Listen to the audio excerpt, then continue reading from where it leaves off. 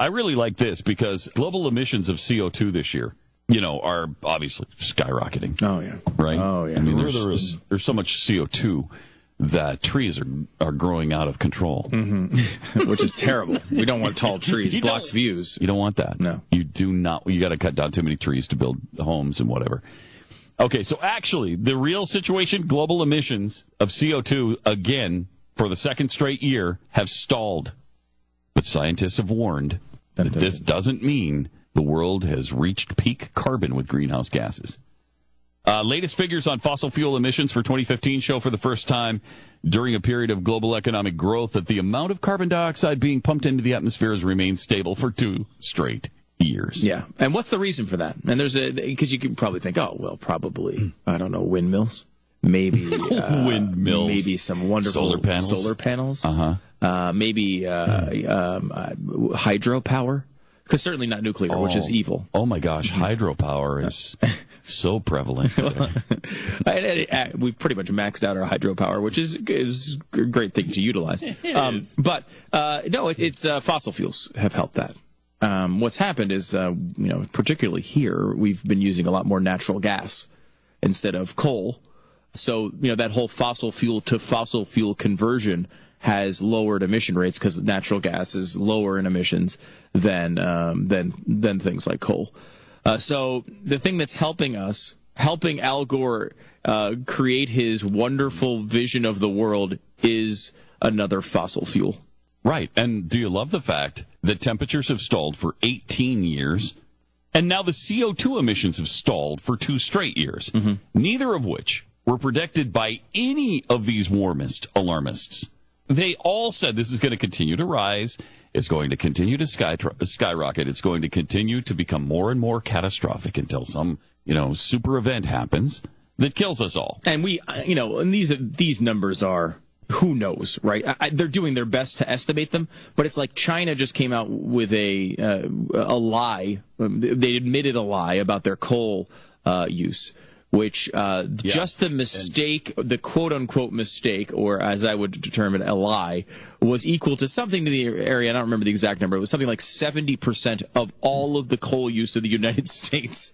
Wow. Just the lie, not the total use, but just the lie was 70% of an entire year's coal usage for the United States. And how many times have we heard in the last week how bad the pollution in China is? Yeah. It's so bad, they had to stop all business last week. They stopped all business and shut down all schools in Beijing. Then again, yesterday, it had the same thing. It shut down businesses. It shut down because it was just too smoggy. It was not safe for humans to be outside. I think yesterday they called it, I think they were calling it a red alert, which meant that it was going to be at least 3 days. Yeah, so they're done again today? I think so. I think yesterday was so bad that they were saying it was going to be at least 3 days. And we've got a shot on the screen if you're watching TV. The city has virtually disappeared in the smog. The smog is so bad that you can't see like downtown from a few blocks away. Unreal how bad it is in China. What was the quote but they're from, on the cutting edge of environmental. I was going to ask you. What was the quote from? It was an Inconvenient Truth, right? Where Al Gore was talking about the environmental record of China. And here's what he said. I've learned from their scientists. They're right on the cutting edge. I've learned from their scientists. They're right on the cutting edge. Talking about China. Yeah. Mm-hmm. The country that is closing down schools for 3-day periods because of pollution. That's the way to go, Steve. Yeah, they've got a wonderful record. If you're not having any businesses or any schools, then there'll be no emissions, except from homes. And if we can just stop people from using emissions at home, like turn off all your appliances, turn off your heating or air conditioning, and then we'll stop all emissions. Everywhere in the city. We've learned from China. Make pollution so bad that you must shut down your society. Because you would lower your emissions those days because no one's traveling to work. Indeed you would. So I guess that is a way to cut emissions. It's pretty... There's another great story. We're talking about just government failures while we're here as it relates to energy. Venezuela is having an interesting situation right now. Their country's collapsing because of these oil prices. Venezuela has a government-run oil company that exports a bunch of oil. And of course, over this long period of socialism that they've had, the corporation and the oil exporting has diminished greatly. About 800,000 barrels a day they have cut production because they have not kept up with advancing technologies. They've been doing all their socialist things and not keeping up with that end of things. So they have not kept up. They have not done new exploration. They have not. They have done exactly what you would expect out of a Hugo Chavez-run country. And now the new guy, who, by the way, was just defeated in the elections over the weekend? It was December 6th. The Venezuelan government lost. The Chavez party lost control for the first time in a long time. I think it was since Chavez took over.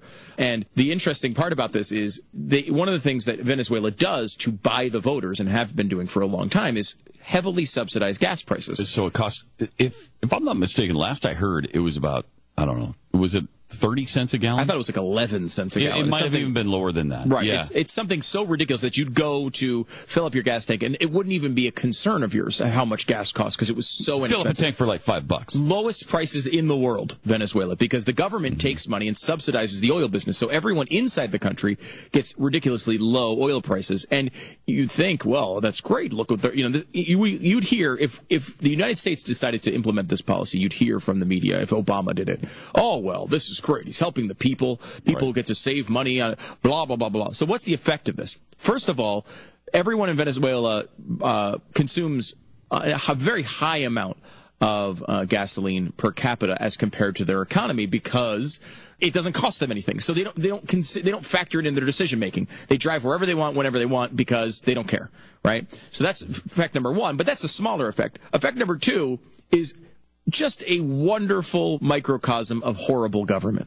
Because they subsidize the gasoline prices and oil prices so much, there's a gigantic black market of people buying gasoline at retail establishments and oil at these low prices and driving it across the border to Colombia and just selling it. So now Venezuela is subsidizing Colombia's oil and gas. And people are taking, they're buying it for 11 cents a gallon and going across the border and selling it for $1 a gallon, which is still less than, Colombia is paying. So they're winding up. So the people are essentially taking the subsidies and dragging them across to subsidize Colombia's government across the border.